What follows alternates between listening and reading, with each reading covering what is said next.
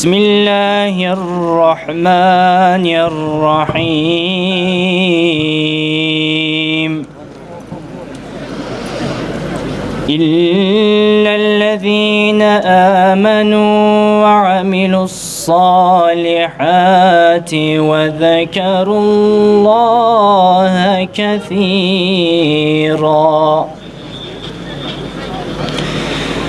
وذكروا الله كثيرا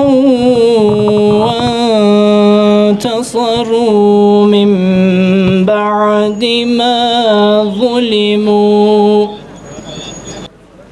وكان ذلك على الله يسيرا صدق الله العظيم. 7 Ekim'den bu yana Gazze'de yaşananlar tarihin en karanlık sayfalarına bir soykırım ve savaş suçu olarak yazılmaktadır. Uluslararası hukukun ayaklar altına alındığı, insanlık vicdanının paramparça edildiği bu süreçte dünya adeta sağır ve dilsiz bir seyirciye dönüşmüştür. İşgalci Siyonist rejim masum sivilleri hedef almakta, hastaneleri, okulları, camileri bombalamakta ve tüm dünyanın gözü önünde bir halkı açlığa ve ölüme mahkum etmektedir. Gazze'de yaşananlar Hiroşima ve Nagasaki'deki gibi insanlığa karşı işlenmiş bir suçtur. O günlerde Amerikan silahları Japonya'yı yok ederken bugün ayrı barbarlık, insanlık dışı bir Siyonizm zihniyetin elinde Filistin halkına uygulanıyor. Siyonistler Filistin halkına boyun eğmeye zorlanmaktadır. Ancak Filistin'in sözlüğünde zulme teslimiyet yoktur. Gazze halkı için ölümden daha acı verici yollar bulunmalı diyen Miras Bakanı Emichey Elyahu, halk diz çöküp yalvarana kadar tek bir gram yardım girmeyecek diyen Itamar Ben-Gvir ve Gazze'deki her çocuk düşmandır diyen Moshe Feiglin gibi isimlerin ifadeleri bu vahşetin en denli sistematik olduğunu kanıtlamaktadır. Bu ifadeler sadece boş laf değil, modern tarihin en vahşi soykırımına dönüşen bir siyasi düşüncenin dışa vurumudur. Sivil gemilere saldırmak, yardım konvoylarını tehdit etmek, sınır kapılarını kapalı tutmak ve halka açlığa mahkum etmek, bunlar olağan hale getirilmeye çalışılan birer insanlık suçudur. Bu zorbalık karşısında sessiz kalmak suça ortak olmaktır. 600 günü aşkın bir süredir devam eden bu soykırımda Gazze şeridinin büyük bir kısmı tamamen yok edildi. 63 binden fazla Filistinli şehit olmuştur. Aralarında 18 binden fazla çocuğun bulunduğu bu soykırımda 2483 Filistinli aile tamamen yok edilmiştir. Çocuklar, kadınlar ve yaşlılar arasında şehit oranı %60'ı aşarken 42 binden fazla çocuk yetim bırakılmıştır. Gazze şeridindeki 1 milyondan fazla çocuğu barındıran bu coğrafyada Siyonist ordu tüm halkı ortadan kaldırmayı hedeflemektedir. Bu süreçte gerçekleri dünyaya duyurmaya çalışan 226 gazeteci şehit edilmiştir. Bu utanç verici tabloya karşı Mısır'da gerçekleştirilecek olan vicdan konvoyu ve yürüyüşü insanlık vicdanının kalesi olarak yükselmektedir. Gazze'de süren ahlaksız kuşatmayı sonlandırmak için denizden ve karadan yüz binlerin katılımıyla oluşturulacak bir insanlık zinciri olan Gazze konvoyu vakit kaybetmeden organize edilmelidir.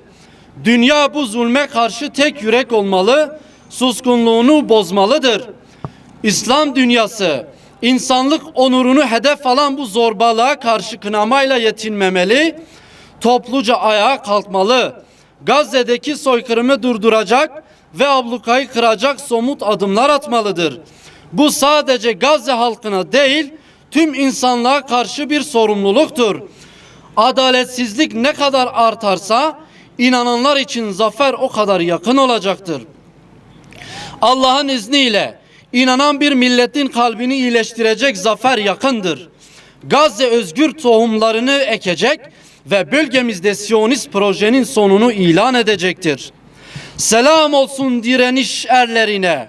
Ya bu zulüm bizlerin ve sorumluluğa davet ettiklerimizin eliyle bitecek ya da bu canlar bu bedende oldukça bu kutsal dava uğruna ve mazlumlar yoluna hiçbir çabadan el çekmeyecek, geri durmayacağız. Şehrimizde oluşan bir olayla ilgili olarak çocuk istismarına karşı sessiz kalmıyoruz. Son günlerde şehrimizde kamuoyuna yansıyan çocuk istismarı vakaları vicdanları derinden yaralamış, toplumun manevi yapısını sarsmıştır. Her türlü istismar insanlık onuruna açık bir saldırı olduğu gibi çocuklara yönelik istismar ise bu saldırının en aşağılık biçimidir. Bizler inancımızdan ve insanlığımızdan aldığımız sorumlulukla bu suça karşı sessiz kalmayı reddediyoruz. Zira İslam dini çocuğa ilahi bir emanet olarak görür. Peygamber Efendimiz Aleyhisselatü Vesselam küçüklerimize merhamet etmeyen bizden değildir buyurarak çocuklara karşı şefkat ve merhameti imanın bir göstergesi olarak ifade etmiştir.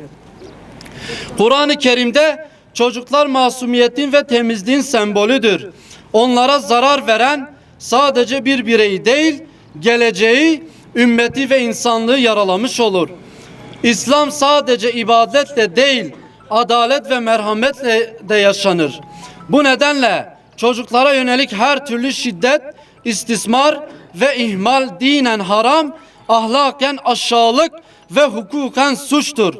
Bugün yapılması gereken suçluların cezalandırılmasını sağlamak, çocukları koruyacak sosyal ve hukuki mekanizmaları güçlendirmek ve toplumun her bireyini bu konuda bilinçlendirmektir. Sessizlik suça ortaklıktır.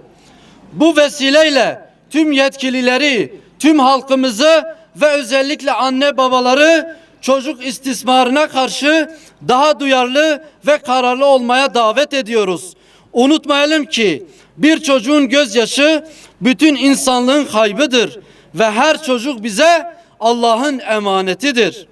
Çocuklar sustukça biz de konuşacağız. Onları korumak için her zaman, her yerde, hep birlikte mücadele edeceğiz.